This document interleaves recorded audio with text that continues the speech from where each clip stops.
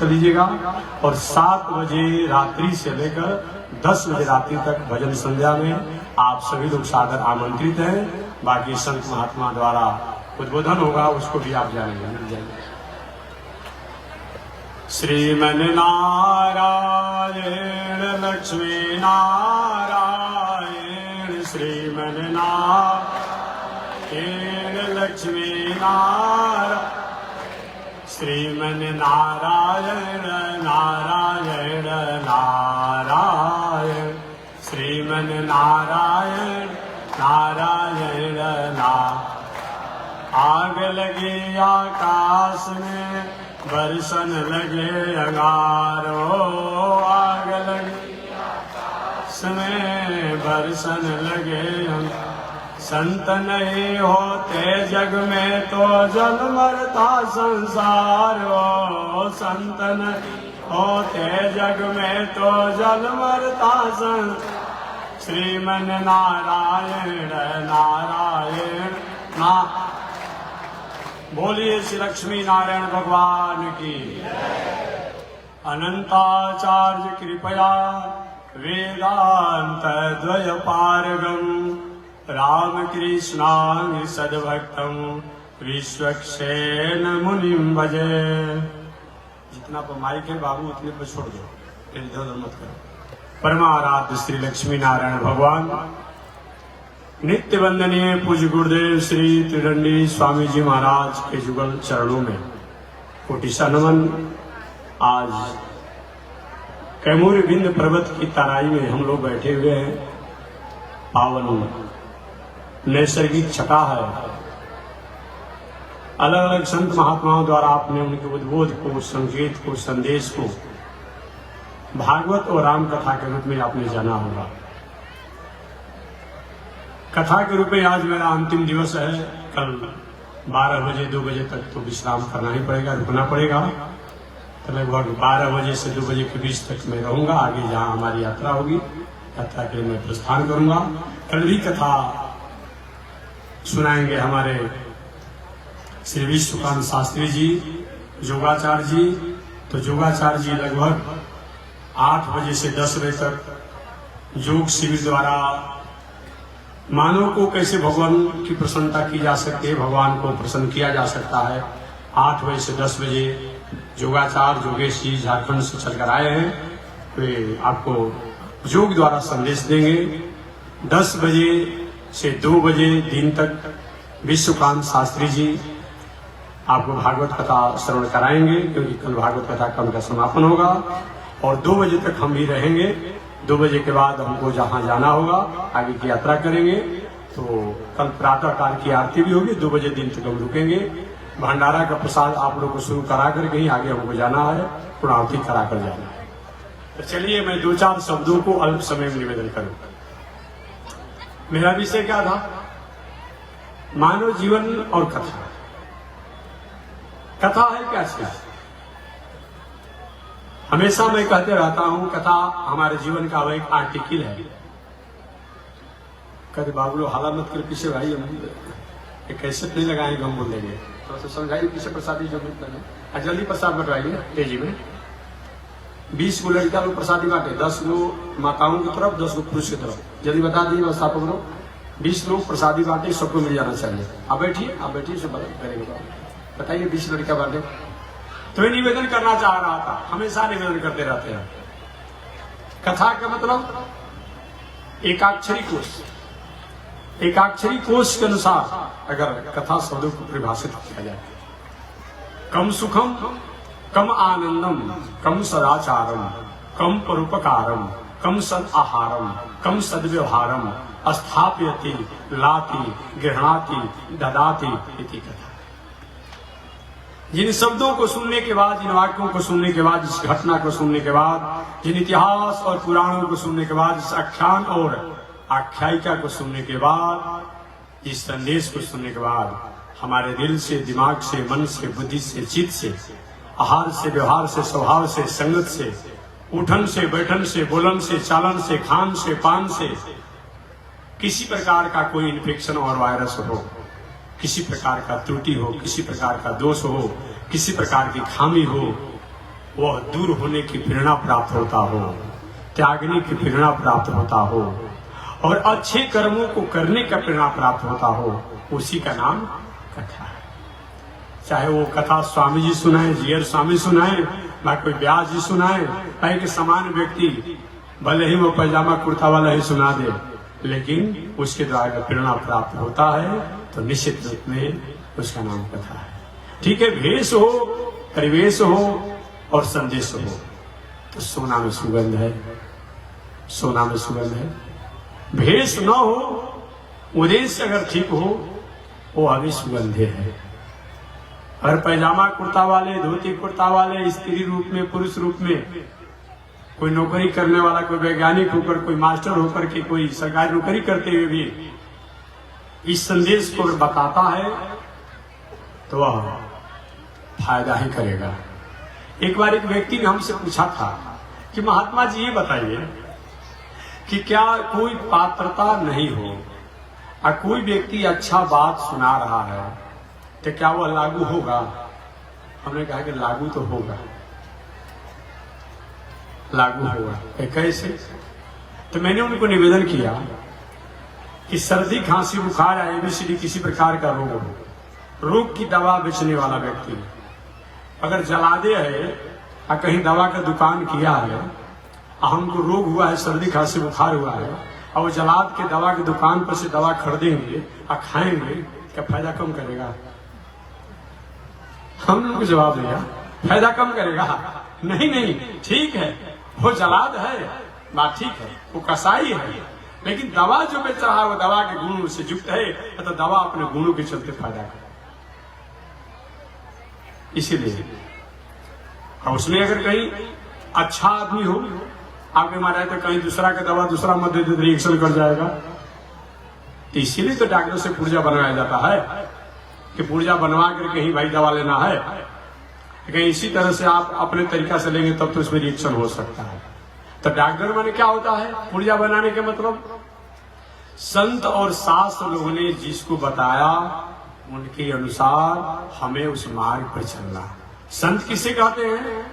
धोती कुर्ता वाले में भी संत मिलते हैं, पैजामा कुर्ता वाले में संत होते हैं, फुल पैंट कुर्ता वाले में भी संत होते हैं, और स्त्री पुरुष भेष में भी संत होते हैं। संत का परिभाषा क्या है? विपत्ति धैर्य मथा अभुदय क्षमा षड शिवाक पटुता युधि विक्रम। इस संत की परिभाषा है। विपत्ति धैर्य, विषम से विषम परिस्थितियों को आने के बाद भी कभी उसके मन पर उदासी नहीं देखिए, इस समझिए कि सबसे बड़ा संत है।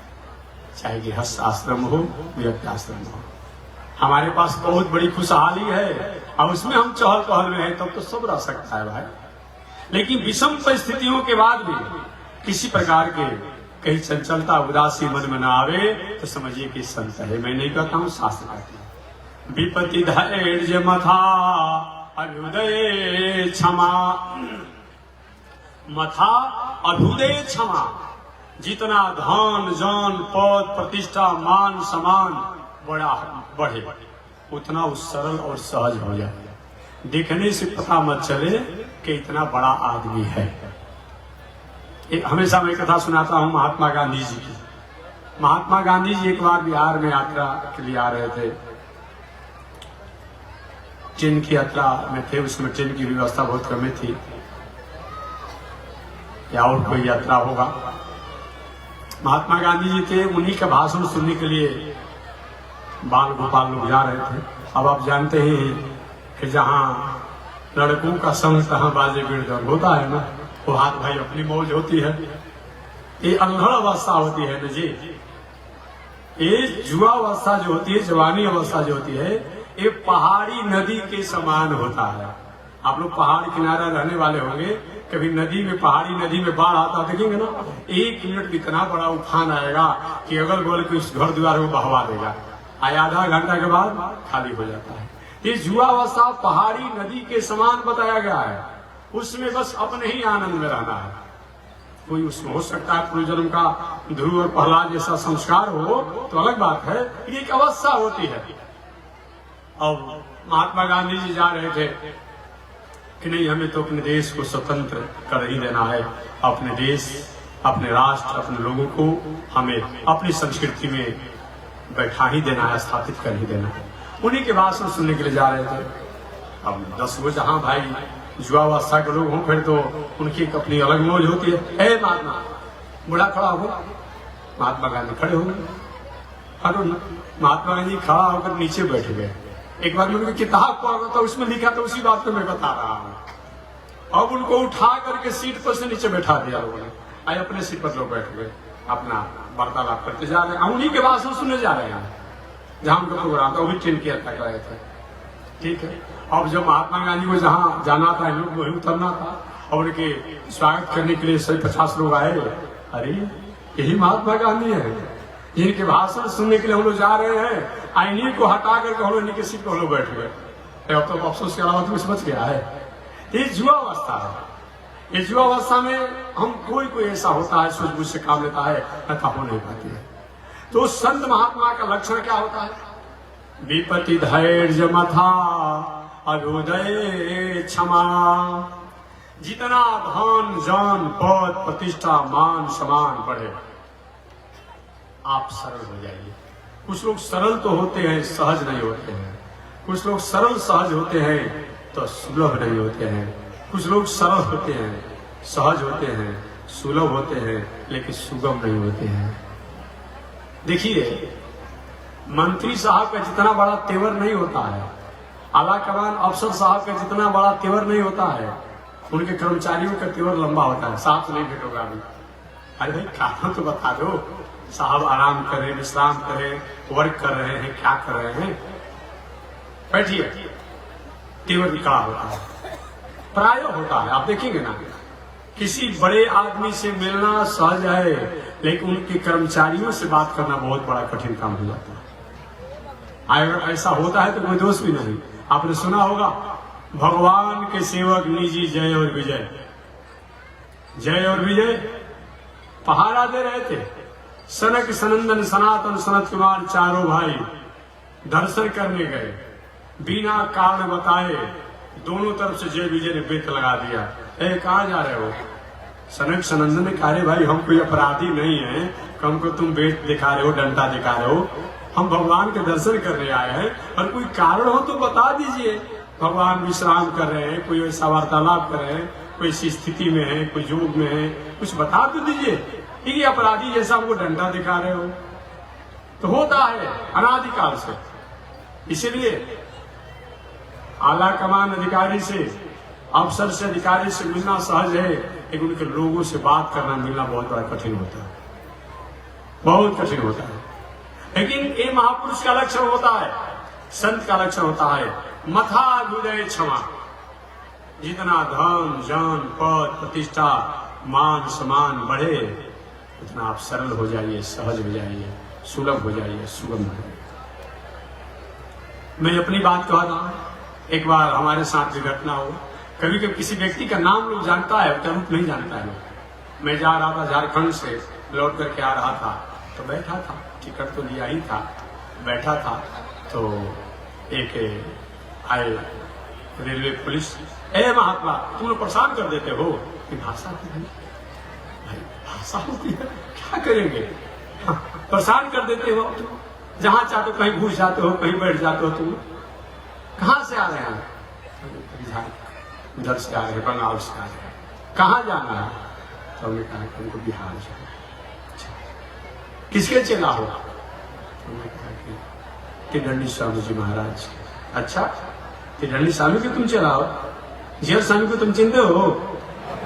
हमसे पूछ रहे हैं। तो हमने कहा कि आप चिंते हैं जियर स्वामी का? चिंते नहीं, जियर स्वामी के हमारे गांव के बगल में जग किए थे। हमने कहा कि लोग तो हम ही को कहते हैं। अब देखिए, अरे महाराज आप ही कहते हैं, और बेचारा काहे की जो सीट पर बैठा था वो हमको उठाया, सब उनको बैठा दिया और लाकर फलहार उनको दिया अपने आप। बैठिए बैठिए, हलामत करिए, नहीं बोला, सुनिए संदेश में बता रहा। तो मैं निवेदन किया, और बेचारे हाँ भाव सत्कार सम्मान किए। तो कभी कभी नामी से नाम का भी बहुत बड़ा महत्व होता है जी। जियर स्वामी को सीट पर से हटा दिए, और नाम का इतना बड़ा रहा कि तिरनी स्वामी के चेला है, उन्हें सिर पर बैठा दिया। बात भी सत्य है। राम जी प्रत्यक्ष रूप में, कृष्ण भगवान प्रत्यक्ष रूप में कितने लोगों को कल्याण किए वो तो भाई भगवान ही समझेंगे, लेकिन उनका नाम जो है लाखों लाखों करोड़ों लोगों को कल्याण कर दिया, कल्याण कर रहा है। तो नाम ही से भी कभी कभी नाम का बहुत बड़ा महत्व होता है। अब यही लेकर कुछ लोग कहते हैं कि महाराज जब नाम ही का महत्व है तो नामी की आवश्यकता क्या है? नहीं नहीं, बिना नामी का नाम होगा? जियर स्वामी का शरीर है तभी तो नाम है, और जियर स्वामी का कार्य नहीं होगा तो नाम कहां से हो जाएगा? कहां से होगा? ये बात जरूर है कि नामी द्वारा ढेर उपकार होता है, नाम द्वारा ढेर उपकार होता है, लेकिन नामी के कारण ही तो नाम होता है। अतः हम लोग उपासना जो करते हैं, चार चीज की उपासना करते हैं, नाम, रूप, गुण, धाम, चारों की उपासना करते हैं। देखिए कभी कभी नामोपासक भ्रम में फंस सकते हैं। याद रखिएगा, क्या चीज? नामोपासक कभी कभी भ्रम में फंस सकते हैं, लेकिन रूपोपासक भ्रम में नहीं फंसते हैं। जैसे यहीं पर राम जी नाम के 25 आदमी हैं। नाम आप जानते हैं कि राम जी हमारे मित्र है, हमारे संबंधी है, इतना था। आपने कोई फोटो का कोई का रूप नहीं देखा। अब आपने कहे राम जी इधर आइए, अब 25 राम जी आ गए। आप ही आश्चर्य हुए भाई कोई किस राम को हमने बुलाया था। अब वही कहीं आप पहचानते हैं तो 25 का 500 राम जी नाम को होंगे। उनके बीच से हाथ भाई जी थोड़ा सा आइए ना, आपसे कोई पर्सनल बात करना है, आपको अलग निकाल लेंगे। तो नामोपासक को कभी कभी ब्रह्म होने की संभावना बनी रहती है, लेकिन रूपोपासक को ब्रह्म होने की संभावना नहीं होती है। इसलिए मानस में पहले तो मानसकार ने नाम की गरिमा को महिमा को बताया, लेकिन मानसकार को समझ में आया कि हो सकता है कहीं गलती हो रही है क्या। तो क्या क्या उन्होंने कहा, नाम रूप दो ईश उपाय। पहले तो नाम की महिमा बताया, अब बाद में क्या कहा, नाम रूप दो ईश उपाय। उन ईश परमात्मा के प्राप्ति का उपाय रूप भी है, नाम भी है। काश अगर नाम के ही केवल भ्रम के कारण तो सती जी को भ्रम हो गया। बहुत बावन शंकर जी नाम भी जानते हैं, रूप भी जानते हैं, चाहे जियर स्वामी तिरन ले या नहीं ले। कथा मंच पर बैठे बा वहां जाकर बैठे, या जब भोजनालय जाकर भोजन की व्यवस्था देखे, पहचानने वाला रूप तो पहचान के ही जियर स्वामी है। कहीं नाम रूप नहीं देखा होगा, नाम जानता होगा तो ठीक है, कथा वाले जियर स्वामी को पहचानेगा कि कथा कहते हैं। कहीं रास्ते में कहीं सफाई कराते होंगे तो उलझ भी जाएगा हमसे, ये नहीं हो सकते हैं। इसलिए नामोपासक ब्रह्म हो सकते हैं, लेकिन रूपोपासक ब्रह्म में नहीं हो सकते। अतः हम लोग चार चीज की उपासना करते हैं। जिसका नाम है तो कहीं न कहीं रूप होगा, और रूप है तो कहीं न कहीं उसका धाम घर भी होगा, और जब धाम है तो कहीं न कहीं वो धाम पर भला बुरा काम करने का गुण भी होगा। अच्छा कर्म हो, बुरा कर्म। तो नाम, रूप, गुण, धाम, ये चारों को उपासना करने वाला व्यक्ति इस संसार की आवागमन में नहीं पड़ता है। और तो नया नया कुछ ऐसे संत महात्मा लोग हो चुके हैं कि आपसी शास्त्रों में ऐसा विवाद पैदा कर दिया है कि मत पूछिए। और कुछ लोग ऐसी नए नए महात्माओं की अपनी उनकी मौज है भाई, मौज हम कहेंगे, शास्त्र से तो कोई मतलब है नहीं, मौज है। कुछ महात्मा के नहीं, अब राधा राधा जपिए। बहुत से ऐसे लोग देखते परवाना हो चुके हैं, दीवाना हो चुके हैं, इधर राधा राधा जपता है। आज भी हमारी माताएं, अगर उनके पति को आप नहीं मानिए, आप उनको अगर मानिए तो पतिव्रता नारी प्रसन्न होगी? हमारे समय से तो नहीं होगी। कोई पतिव्रता नारी हो और उसको बहुत आप आदर स्नेह दीजिए और उसके पति को आदर स्नेह न दीजिए तो प्रसन्न होगी? नहीं होगी। राधा को आप मानिएगा, कृष्ण को छोड़ दीजिएगा तो राधा जी को प्रसन्नता होगी? नहीं होगी। इसीलिए अगर राधा को प्रसन्न करना चाहते हैं तो आपको कृष्ण को भी मानना पड़ेगा। कहीं आपको सीता जी को प्रसन्न करना है तो राम जी को मानना होगा, और कहीं लक्ष्मी जी को प्रसन्न करना है तो नारायण को मानना पड़ेगा। इसलिए हम लोग लक्ष्मी नाथ समारंभाम नाथयामुन मध्यमाम अस्मदाचार्य पर्यंताम वंदे गुरु परंपरा। तो कथा की व्याख्या में कर रहा था। कथा किसे कहते हैं? कम सुखम कम आनंदम, कम सदाचारम, कम परोपकारम, कम सद आहारम, कम सद्व्यवहारम, अस्थाप्यति, लाति, गृहणाति, ददाति इति कथा। इन शब्दों को सुनने से हमारे दिल में, दिमाग में, मन में, बुद्धि में, शीत में, आहार में, व्यवहार में, स्वभाव में किसी प्रकार का दोष हो, त्रुटियां हो, खामियां हो, बुराइयां हो, उनको त्यागने की प्रेरणा होता हो, अच्छे कर्म को करने की प्रेरणा होता हो, उसका नाम कथा है। चाहे वाल्मीकि रामायण सुनने से हो, भागवत सुनने से हो, गीता सुनने से हो, मानस सुनने से हो, किसी भी धर्म ग्रंथों की कथा को सुनने से।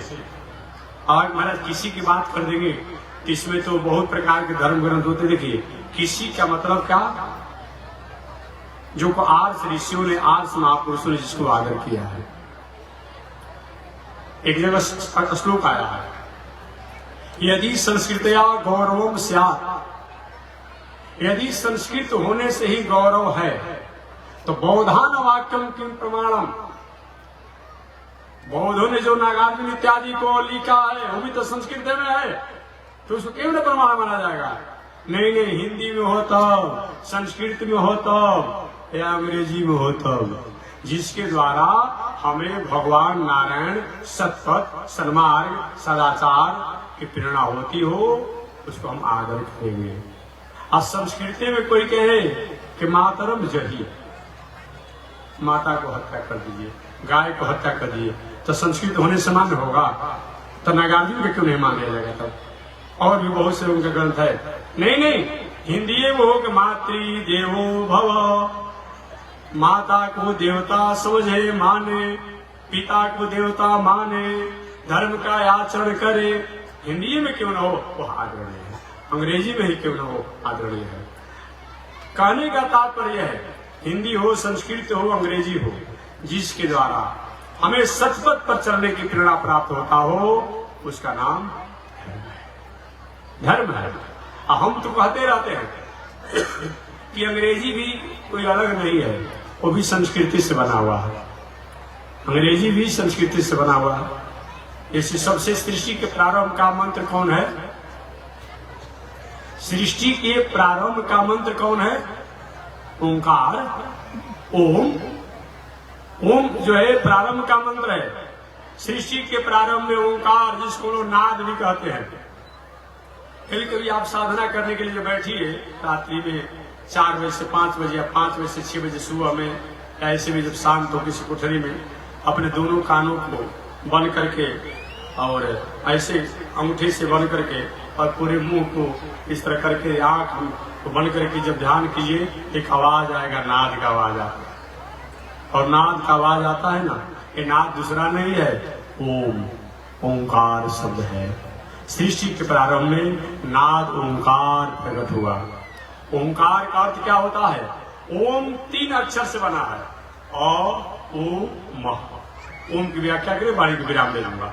ओम 3 अक्षर से बना है। अ का अर्थ क्या होता है? आकारार्थो विष्णु। अ का अर्थ विष्णु होता है। आप कहेंगे क्यों? आप पूछेंगे क्यों? अ का अर्थ विष्णु कैसे आपने कर दिया? इसीलिए मैं आकारार्थ विष्णु किया कि जैसे आप क, ख, ग, घ, अंग, च, छ इत्यादि आप जो उच्चारण करते हैं उसमें अ आता है। जैसे क आ गया उच्चारण, भले लिखते नहीं है, आ जाता है। आपने भवेल और कॉन्सोनेंट भी आप पढ़े होंगे। भवेल कौन है? भवेल कौन है? उसमें सेमी भवेल कौन है? सेमी भवेल कौन है? ए, ई, आई, ओ, यू। ये क्या है? ये सेमी भवेल है। और बाकी शेष जो है वो कंसोनेंट है। इत्यादि बीसी जो पढ़ते हैं ये सब कंसोनेंट है।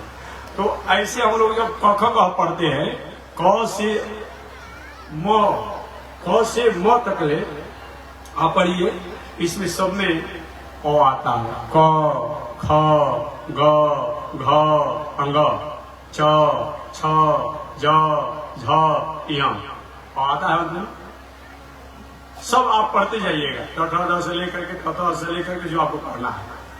तो अकारार्थो विष्णु, जैसे हर, व्यंजन को उच्चारण करने में हमें अगत्या अ का उच्चारण हो जाता है। उसी प्रकार विष्णु जो है पूरे दुनिया में व्याप्त और व्यापक है। विष्णु शब्द का अर्थ ही होता है जो व्याप्त और व्यापक हो, उनको विष्णु कहा जाता है। इसलिए उनको विष्णु अर्थ किया गया है। जो सृष्टि के प्रारंभ में थे, सृष्टि के मध्य में और सृष्टि के अंत में रहते हैं। तो जैसे और जो है हर हम जब कख या बोलते हैं, उच्चारण करते हैं तो म अगत्या उच्चारण हो जाता है। उसी प्रकार विष्णु जो है हर जगह है। आकारार्थ विष्णु। महाराज हम तो अंग्रेजी पढ़ते हैं, हमको कख से मतलब नहीं है। तो अंग्रेजी में भी अ का अंग्रेजी क्या होता है? ए होता है ना। अ का अंग्रेजी क्या होता है? ए होता है। तो बोले अंग्रेजी में तो इतना है, कोई चीजों को पूरक जब करना हो ए जोड़ दिया जाता है, ए जोड़ दिया जाता है। अगर एबीसीडी पढ़ते हैं तभी आपको भगवान के नामों को पढ़ना पड़ता है। एबीसीडी पढ़ते हैं तब, हमारे धर्म शास्त्र पढ़ते हो तो आपको बोलना ही पड़ता है। तो ओम का मतलब, अ का मतलब होता है विष्णु। अ का अर्थ विष्णु, चाहे हिंदी में करे वा अंग्रेजी में करे। उ का मतलब क्या होता है? उकारो नन्यारहम। अ प्लस उ प्लस म, इन तीनों को मिलाने से ओम बनता है। अ प्लस उ प्लस म। अ का अर्थ विष्णु, उकारो नन्यारहम। उ का मतलब मीडिएटर, लक्ष्मी जी। उ का मतलब मीडिएटर, लक्ष्मी जी। लायर, बलिस्टर साहब। मकारार्थ हो जीव। म का अर्थ जीवात्मा होता है। क्यों जीवात्मा होता है? क से म जब आप गिनती करेंगे तो 25वां नंबर आता है। गिन लीजिएगा, क ख ग अंग से गिनते हुए मत गिनिए, 25वां अक्षर है। 25वां तत्व जीवात्मा है। 5 कर्मेंद्रिय कौन कौन? हाथ, पैर, लवशंका मार्ग, पैखाना मार्ग और बाण। ये 5 कर्मेंद्रिय है। 5 ज्ञानेन्द्रिय, आंख, कान, नाक, जीभ और चमड़ी। ये 5 ज्ञानेन्द्रिय है। ये 10 तत्व हो गया। 5 ज्ञानेन्द्रिय के एक एक विषय। आंख का विषय देखना, कान का विषय सुनना, नाक का विषय सूंघना, जीभ का विषय स्वाद का अनुभव करना और चमड़ी का विषय स्पर्श का अनुभव करना। अभी ठंडा हवा आ रहा है, अभी गर्मी हवा आ रहा है, ये स्पर्श का अनुभव कराता है। तो 5 कर्मेंद्रिय, 5 ज्ञानेन्द्रिय, 5 ज्ञानेन्द्रिय के एक एक विषय। कितना तत्व हो गया? 15 तत्व हुआ। और 5 महाभूत, पृथ्वी, जल, अग्नि, वायु, आकाश। कितना तत्व हो गया? 20। और अंत चतुष्ट, और 4 और तत्व है, मन, बुद्धि, चित्त, अहंकार। ये 24 तत्व जो है जड़ तत्व है। ये 24 तत्व रहता है। और जब एक तत्व नहीं आता है तो होता है इसको फूक दीजिए, फेंक दीजिए, गा दीजिए। 24 तत्व का अस्तित्व कब रहता है? जब 25वां तत्व मकारार्थो जीव, 25वां तत्व जीवात्मा इसमें जब रहता है तो 24 तत्व का महत्व होता है। और जब 25वां तत्व नहीं रहता है तो 24 तत्व अलग अलग चले जाते हैं। लेकिन ये 25 तत्व हो, एक तत्व और नहीं हो, तब ये शरीर होता है कि अब ये शरीर रुकने वाला नहीं है। ये 26वां तत्व कौन है? परमात्मा। ये 26वां तत्व है। वेदांत दर्शन उपनिषद कहता है, द्वा सुपर्णा सहज सखाया। ये जीवात्मा और परमात्मा दोनों सुंदर सोना के पंछी है। एक के बिना एक रहता नहीं है। एक जब ही परमात्मा इस शरीर से निकलने लगते हैं, जीवात्मा का तो हम भी नहीं रहेंगे, हम चले जाएंगे। सहज सखाया, इतनी इसमें गाढ़ मैत्री है, एक के बिना एक रहता ही नहीं है। तब आपके मन में एक प्रश्न होगा कि महात्मा जी आपका उपनिषद जब कहता है कि जीवात्मा और परमात्मा दोनों मित्र हैं, तो जीवात्मा को संसार के आवागमन और भोग क्यों भोगना पड़ता है, परमात्मा को क्यों नहीं भोगना पड़ता है? अरे भाई, 2 मित्र एक साथ रहते हो, सोते हो, बैठते हो, सब करते हो। एल्ड्रिन का शीशी रखा हुआ हो, सल्फास का गोली रखा हुआ हो, और सल्फास गोली को जो मित्र खाएगा उसी पर विष का असर होगा, जो मित्र साथे रहता है उस पर भी असर हो जाएगा। ये संसार के विषय रूपी सल्फास की गोली या एल्ड्रिन का शीशी, ये जीवात्मा रूपी मित्र ही अकेले सेवन करता है विषय का। मेरा पत्नी, मेरा भाई, मेरा बंधु, मेरा परिवार, तो तू किसको होगा? किसको होगा? यही प्रश्नों को एक बार, हालांकि इसमें तो और आगे 5 मिनट में बातों को मैं समेट लूंगा। यही एक बार ऐसा ही प्रश्न, भगवान श्री कृष्ण के मित्र जिनका नाम था श्री दामा, क्या नाम था? श्री दामा, भगवान श्री कृष्ण के मित्र है। एक बार भगवान श्री कृष्ण के, सुदामा नहीं, याद रखिएगा, एक बार भगवान श्री कृष्ण के मित्र श्री दामा जी ने कहा कि कृष्ण मैं आपकी माया को देखना चाहता हूँ। भगवान ने कहा देखो भाई, जिसको मैं दिखाना नहीं चाहता और जो दिखना चाहता है वो भ्रम में फंस सकता है। जिन जिन लोगों को भगवान नहीं दिखाना चाहे और वो देखे, भ्रम में फंस गए। शंकर जी भगवान की माया को देखना चाहे, फंस गए। सती जी भगवान की माया को देखना चाहिए, कैसे मान के विरही का रूप बना है, भ्रम हो गया कि नहीं हो गया? भ्रम हो गया ना। अरे और बात छोड़िए ना, सीता जी, भगवान ने कहा कि सीते माया है, इस पे प्रभाव में प्रभावित आप मत होइए। सीता जी नहीं प्रभु, मैं आपकी स्वरूप को जानती हूँ, कि माया का क्या प्रभाव होगा। भगवान ठीक है, प्रभाव क्या हो तुमको समझ में आ जाएगा। सीता जी भ्रम में फंस गए। जब भगवान अपनी माया दिखाना चाहे तो आप करेंगे, वो भ्रम नहीं होगा। ऐसे बाल गोपालों को भगवान अपनी माया दिखा दिया, गोवर्धन उठा दिया, रक्षा में कर दिया, बाल गोपालों को पता ही नहीं चला। अब ब्रह्मा जी भगवान की माया को जानना चाहे, ब्रह्मा जी ऐसे बेइज्जत हुए, ऐसे बेइज्जत हुए कि आप कथा जानते होंगे। भगवान अपनी माया को दिखाना चाहे तब तो ठीक है, अगर आप देखना चाहेंगे तो भ्रम में फंस सकते हैं। अनेक उदाहरण है, मैंने कोई एक संकेत कर दिया। श्री रामा जी ने भगवान की माया को देखना चाहा, भगवान ने कहा देखिए श्री रामा जी आप मेरे मित्र हैं, नहीं अगर मेरी माया को देखते तो अच्छा था। नहीं प्रभु मैं देखना चाहता। ठीक है, चलिए आज गोमती में स्नान किया जाए। भगवान श्री कृष्ण अपने मित्र श्री रामा जी को लेकर के गोमती के तट पर गए। आज भी गोमती गंगा जी में आकर के मार्कंडेय कहती कि मिल जाती है। गोमती के तट पर गए और गोमती के तट पर जब गए तो जाने के बाद भगवान श्री कृष्ण सीतामा थोड़ा स्नान कर लिया जाए। भगवान अपने वस्त्रों को रख करके गोमती में स्नान करने लगे। श्री दामा जी भी गोमती में स्नान करने लगे। भगवान स्नान करके गोमती के तट पर किनारे आगे अपने पिताम्बर को पहनने लगे। श्री दामा जी इस गोमती के जल में आनंद से स्नान करने लगे। गोता पर गोता, डूबी पर डूबी लगाने लगे। भगवान का अच्छा मौका है, इसको भी माया हम दिखाए। और भगवान उसी समय अचानक क्या किया, अपनी माया द्वारा गोमती में बाढ़ ला दिया। हाजी माया क्या है जी? जो वस्तु सत्य नहीं हो लेकिन जब तक देखा जाए सत्य जैसा प्रतीत हो, उसी का नाम क्या है?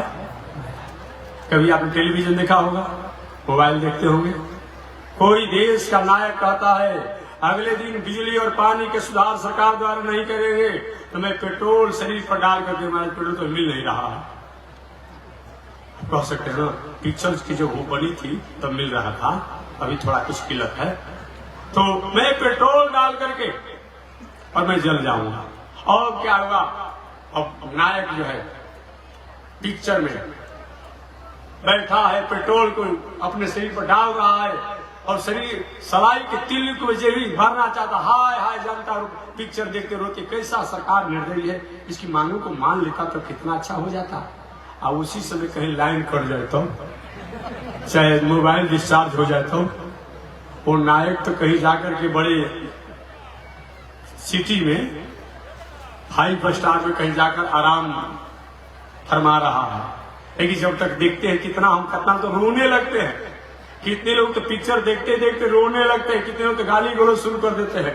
अरे और बात तो छोड़िए, ये मोबाइल पर जो वार्तालाप होता है तो प्रत्यक्ष जैसा गाली गलौज होता है, अप्रत्यक्ष जैसा हंसी मजाक होता है। तो बताइए ना, जो वस्तु सत्य नहीं हो लेकिन सत्य जैसा ही प्रतीत हो, उसी का नाम माया। भगवान ने ऐसा किया, माया किया, गोमती में बाहर गए। बचाओ बचाओ बचाओ बचाओ कर रहे श्री रामा जी। और कौन बचाने वाला? बहते बहते गोमती में चले जा रहे हैं। जाते जाते एक टापू पर लगे श्री रामा जी। टापू पर जब लग गए, अचानक अब भूल गए, चला था हरि भजन को ओटन लगे कपास, वही हाल हुए। आए थे भगवान श्री कृष्ण के साथ उनकी माया को जानने के लिए गोमती में स्नान करने, और वे बहते बहते टापू पर चले गए श्री रामा जी। और वहां जब गए तो देखे कि भीड़ भड़का आजा गाजा बाजा के साथ एक हाथी अपने सूंड में माला लिया आ रहा था, और आते आते अचानक श्री रामा जी के गला में डाल दी।